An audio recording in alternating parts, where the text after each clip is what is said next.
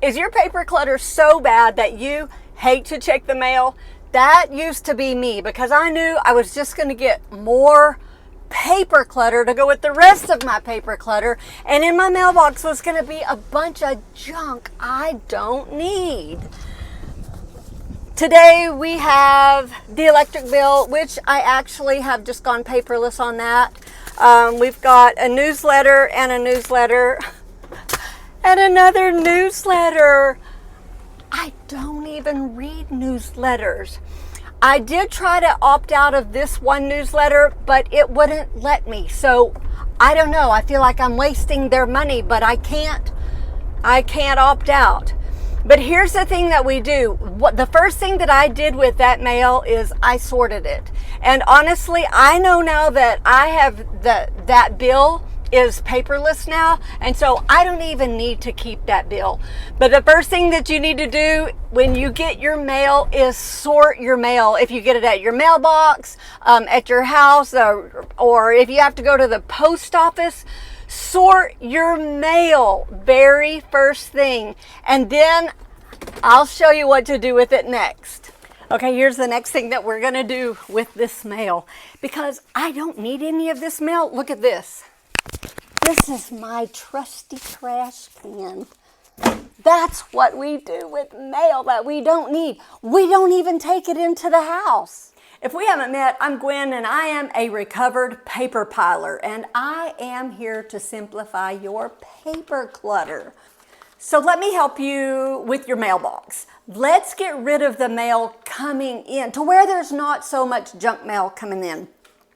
You can sign up at optoutprescreen.com, and I'll link to this in the description, and it will decrease the amount of junk mail that you get. You can opt out for 5 years, or you can opt out permanently. There's another website called DMA Choice, and that is the direct mail, where you can opt out of direct mail. That one is $5 for 10 years. But look, 50 cents a year to not get as much the junk mail, yay. There's another one called Catalog Choice, where you can go on and put in the catalogs, and then you can remove yourself from that mailing list. There are over 4 million tons of junk mail produced in the United States alone. Y'all, that is 60 pounds per household in a year of junk mail, of stuff you did not ask for. And what would happen with me is I would bring the mail in, and it would get piled on top of the other mail. And then, you know, like there'd be good stuff in there, there'd be junk stuff in there. It just piled and piled and piled. And then what happens? You know, your friend calls and says, hey, I'm in the neighborhood and I got your casserole dish, so I just thought I'd stop by. And you're like, oh no, I got paper everywhere. So then you just gather it all up. And if you want to be organized about it, then you put it in a nice, neat little pile. And then you just shove it in the junk drawer, because you don't have the time to deal with it, because there's so much paper. That was my paper life until I figured out how to get my paper under control, and I really did. So that's what I'm going to help you with. So if you are a paper piler like I was, then hopefully this will help you. Here is the key to what got me overpiling papers.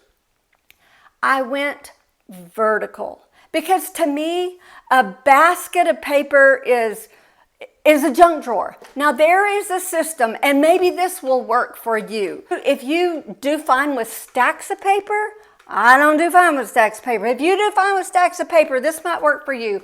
And that's where you get a basket, and it's short term and long term.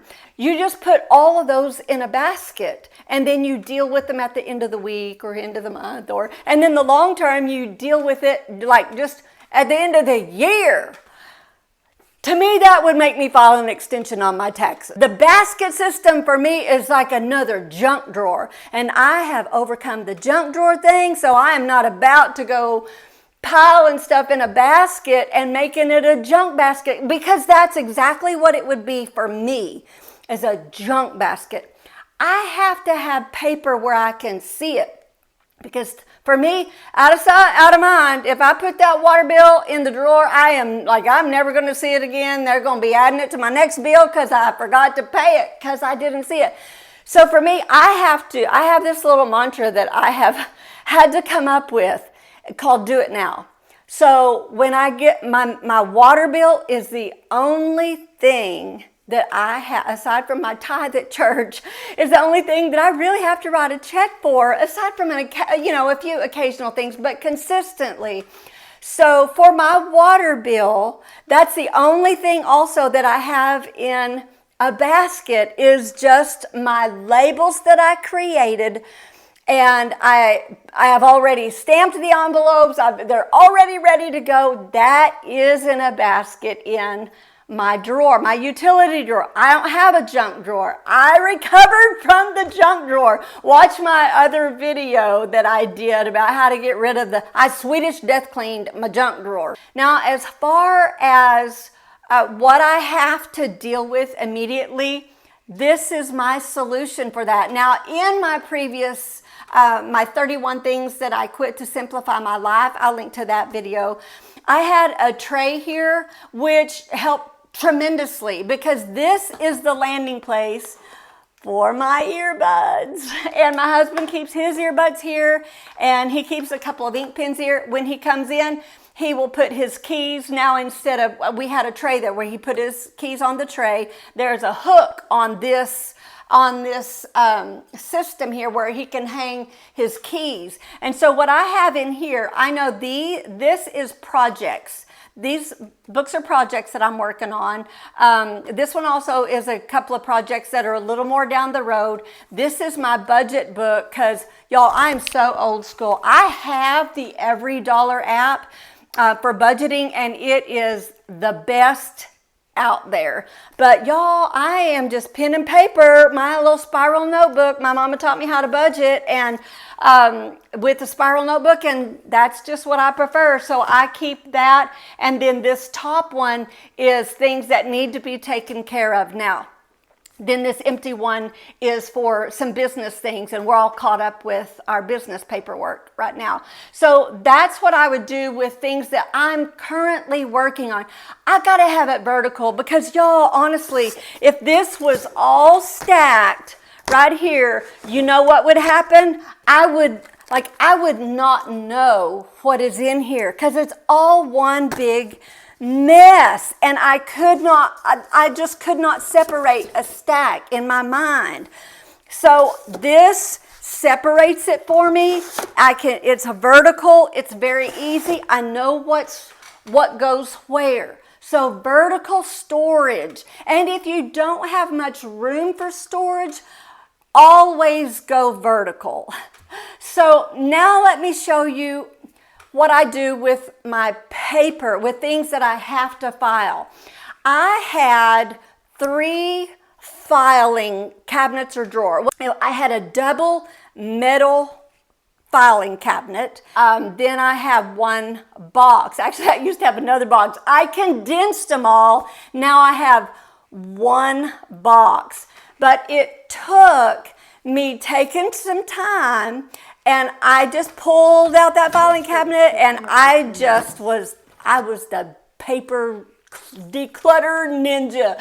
And I just went through, because honestly, we keep too much. And because I would get paper and think, well, okay, yeah, I need to file that away. So I go file it away. Y'all, I had files from 2014. I do not need files from, I had paperwork from bank accounts that I opened years ago. I don't even have those accounts anymore. And I'm just guessing that maybe if you go through your filing cabinets, then I got rid of so much. I completely emptied that 2-drawer metal filing system. And I was able to condense it into 1 box, and I'll show you what that is. That is the knock box. Now, the knock box is my favorite filing system. Here's what I love about it. All of the file folders were already categorized for me. all of the details, everything. And there's even a detailed paper in the file telling me what type of thing to put in it. And so everything that I needed, there was a category for it. There were some that I don't need. We have no pets, so I don't need to keep any pet records. So I just took those out. So just remove what you don't need. I'll put a link to that in the description as well. It's my favorite filing system. So if you want a system where your folders are done for you, I highly recommend the Knockbox. Here's the big advantage also to the Knockbox. My kids know where to find anything that they need because they know it's not here, there, and like it's not, I don't have paper, I don't have important documents just scattered everywhere in this desk and in that cabinet, and everything is in there. And there is a document holder, a bag for important documents. All of our birth certificates, our marriage license, passports, did I say that? Just important documents are in that, and it's in that folder. Everything is so detailed that here's the purpose of it. You might be going, oh, so much detail would just overwhelm me.